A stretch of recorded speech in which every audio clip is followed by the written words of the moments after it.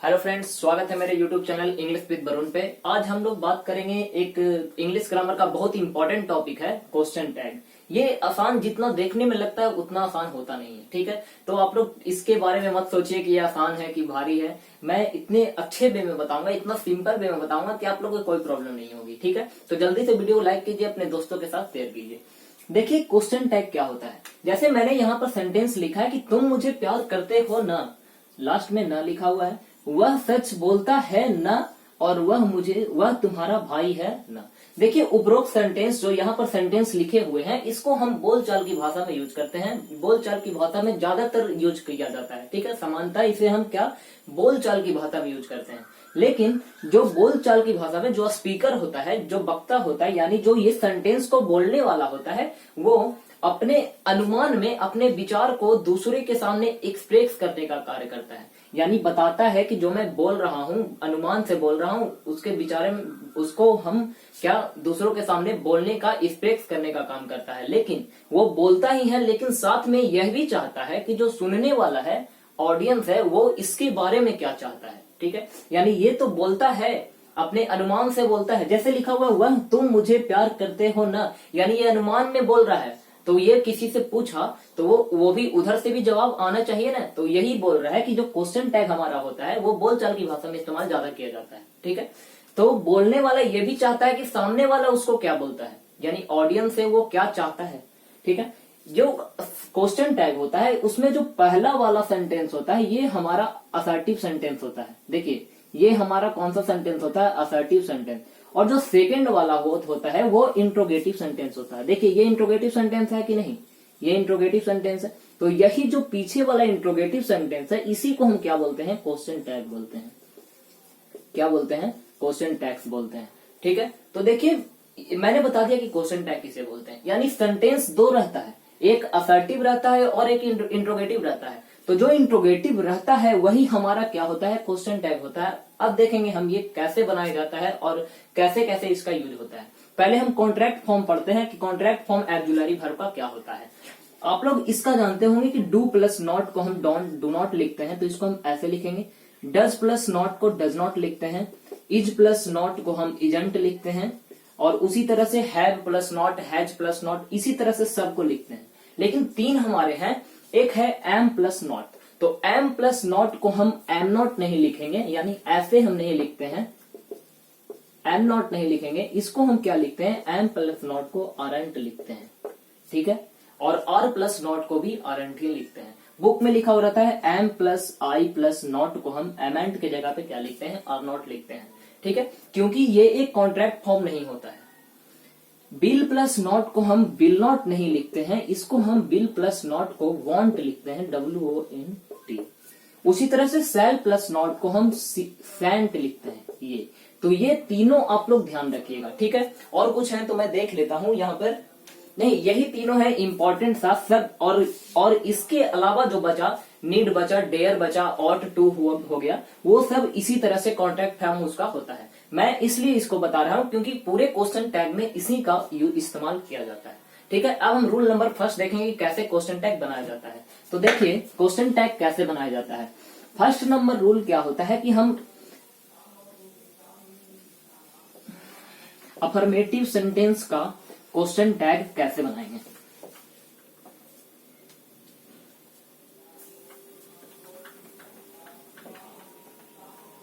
Affirmative sentence का question tag कैसे बनाया जाता है। तो मैंने रूल फर्स्ट देखा कि अफर्मेटिव सेंटेंस,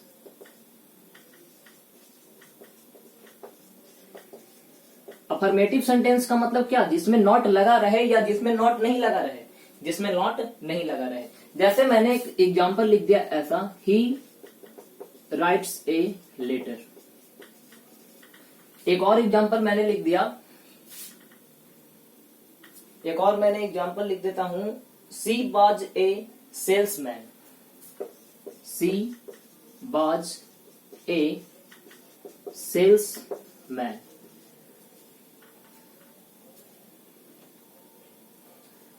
सॉरी यहाँ पे गर्ल होगा, सेल्स गर्ल। और एक और लिख दिया, ही रोट ए लेटर। तो तो देखिए अफर्मेटिव सेंटेंस ये है, इसमें नॉट नहीं लगा हुआ है। तो जो अफर्मेटिव सेंटेंस होते हैं उसका क्वेश्चन टैग हम कैसे बनाते हैं, तो देखिए आप लोग एक बात को ध्यान रखिए कि किसी भी क्वेश्चन टैग बनाने के लिए हम लोग नहीं तो बराबर का इस्तेमाल करते हैं, नहीं तो एरो का इस्तेमाल करते हैं। क्वेश्चन टैग बनाने के लिए हम कॉमा देते हैं। क्या देते हैं? कॉमा। तो सब में मैं पहले कॉमा देता हूं। देखिए ये हमारा प्रेजेंट इंडेफिनिट टेंस है, और मैंने बताया है आप लोग को कि वॉइस वाले वीडियो में और नरेशन वाले वीडियो में कि निगेटिव कैसे बनाया जाता है। तो निगेटिव हम बनाते हैं सब्जेक्ट प्लस डू या डज प्लस नॉट प्लस भी ऑब्जेक्ट, ऐसा बनाते हैं निगेटिव, यही ना है। और इसको इंट्रोगेटिव बनाएंगे तो ये पहले आएगा। तो ही के साथ क्या लगता है? डज लगता है।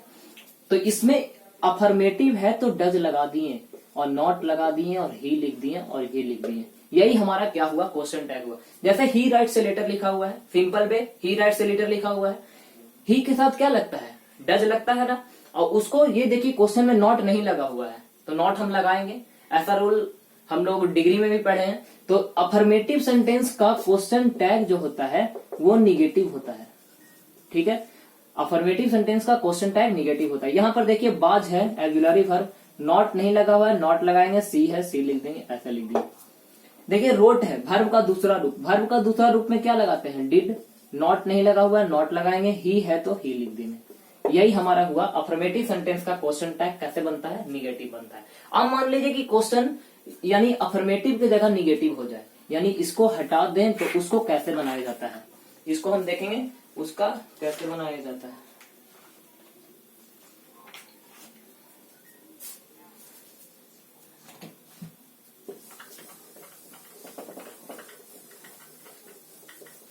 Rule number second, negative sentence का क्वेश्चन टैग कैसे बनाया जाता है।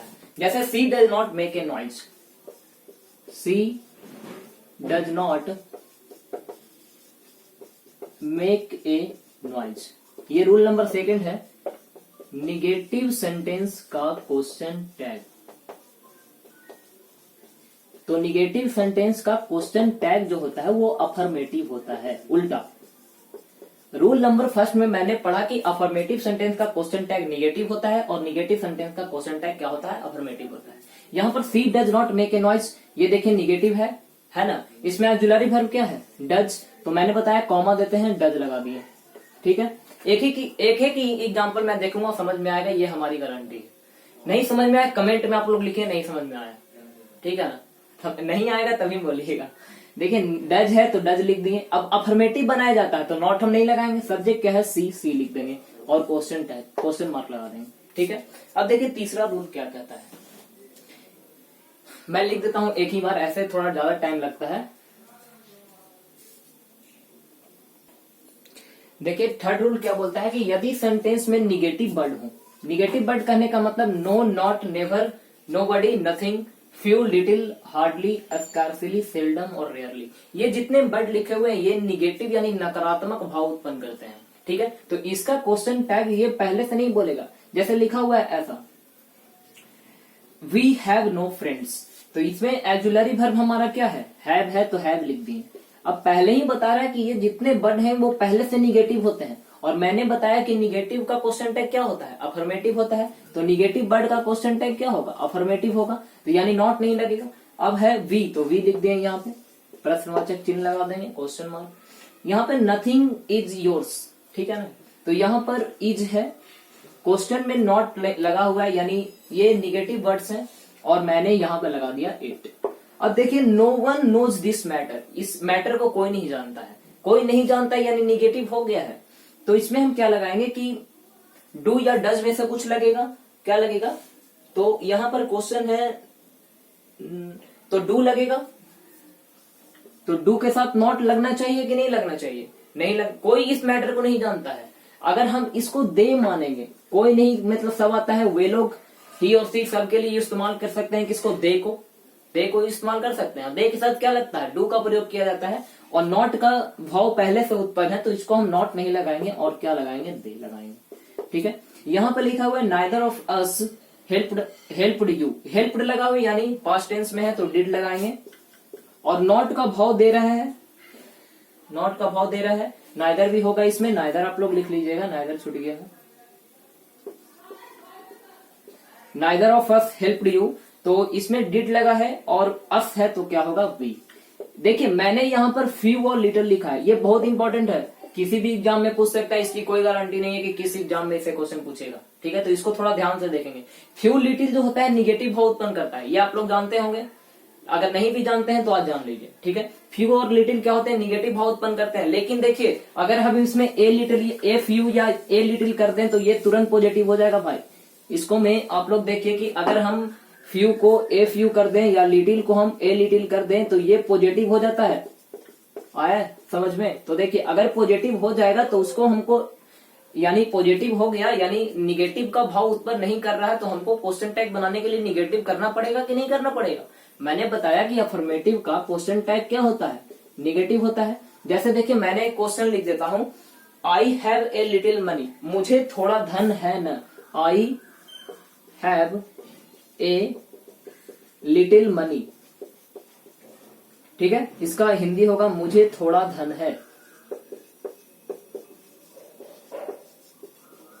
ठीक है। यहां पर ए लिटिल लगा हुआ है, मैंने बताया ए लिटिल जो होता है वो अफर्मेटिव होता है, पॉजिटिव भाव उत्पन्न करता है, तो उसको हमको निगेटिव बनाना पड़ेगा कि नहीं बनाना पड़ेगा। और एक्जुलरी वर्ब इसमें क्या है, हैव है, तो हैव लिखेंगे और नॉट लगाएंगे। अगर फ्यू सिर्फ रहेगा और लिटिल सिर्फ रहेगा तो नहीं लगाएंगे, लेकिन हैव है, ये ए लिटिल या ये फ्यू रहेगा वो पॉजिटिव उत्पन्न करेगा, इसमें नॉट लगाएंगे। हैव नॉट और आई को क्या लिख दिए, आई। और मैं वीडियो का यहीं पर इस वीडियो को समाप्त करता हूं। आगे वाले वीडियो में मैं देखूंगा पूरे और कितने रूल होते हैं और कैसे बनाया जाता है। तो जल्दी से वीडियो को शेयर कीजिए अपने दोस्तों के साथ, और अभी तक मेरे चैनल को सब्सक्राइब नहीं किया सब्सक्राइब कीजिए और लाइक कीजिए, कमेंट कीजिए। धन्यवाद।